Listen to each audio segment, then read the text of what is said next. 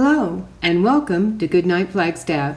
My name is Cyndi Riepe, and I've been a resident of Flagstaff since the 1970s. One of my favorite hobbies is reading. I love a good book that takes you away with the characters, that you can imagine the coolness of a cave or hear the wind as it rustles the leaves on a tree. As I bring us this next chapter, my hope is to bring it to life in your imagination.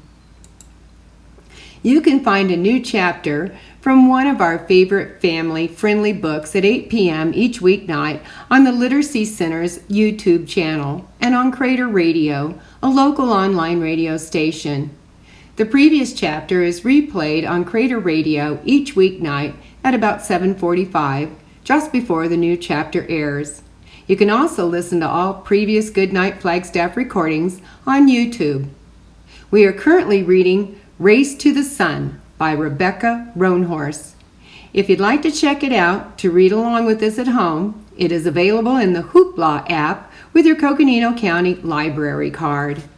Check one out today. Please email us if you'd like to join our team of readers and connect with your community through stories. All ages are welcome. Our email is goodnightflagstaff@gmail.com. Last time we read together, Nizhoni ran off the cliff into a valley of talking rocks. Their first test. When Mr. Yazzie appears and tells them to hurry, Mac ignores the warnings of his friends and barrels after the toad. But the toad is actually a monster, and now Nizhoni and Davery have to rescue him. But Nizhoni's idea to keep the canyon walls from closing doesn't work. What now? And so we begin with chapter 30, the coolest moment ever. I thought it would work, I moan as I pick myself up off the ground. Once again, there's a fine coating of mud on my rear end. The only upside is that this time Davery has a mud butt too. It was a good idea, he says generously, but now we're back to square one. He leans over to pick a twig out of my hair. The walls are still closing in, and the corridor is now only wide enough for one person to pass. And it's still dark and spooky in there, but it's clear what we have to do. I have to go in and find Mac.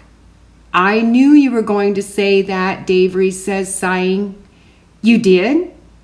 Maybe foretelling the future is Davery's ancestral power. That could be handy.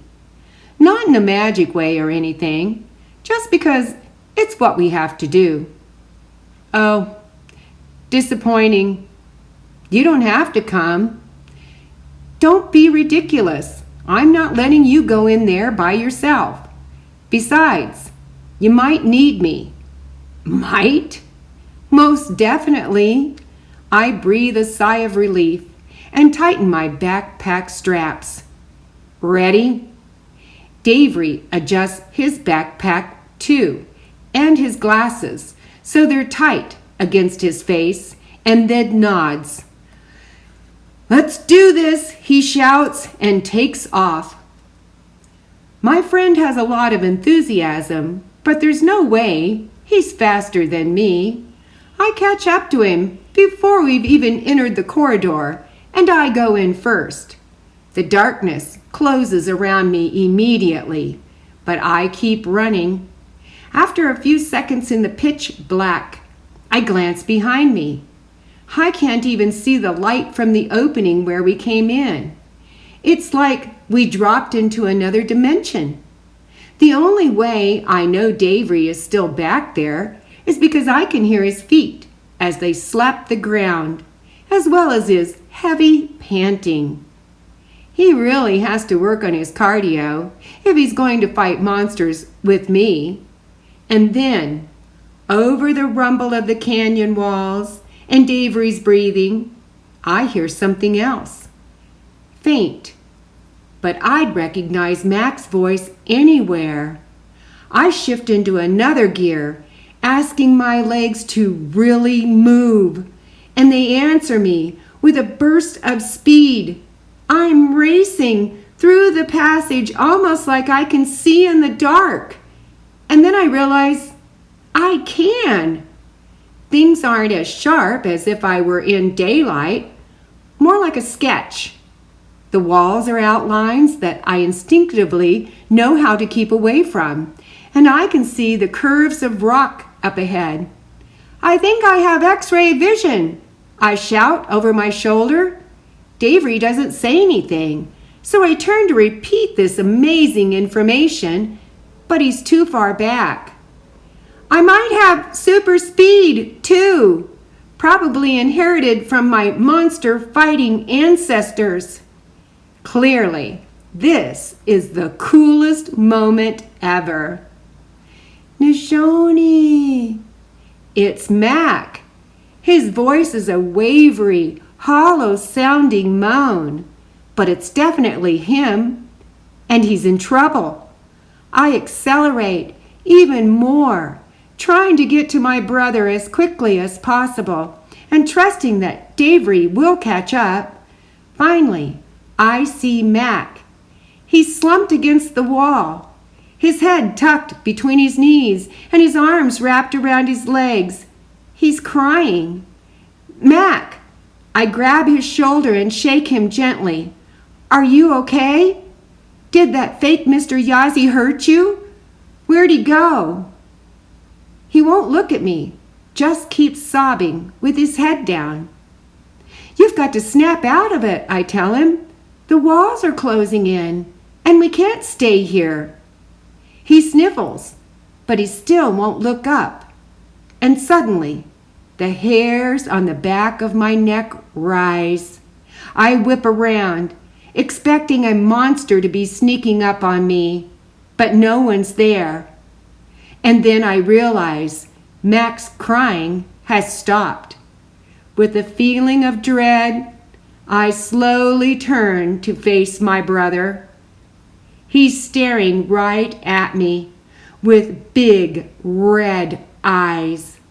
I scream and stumble away.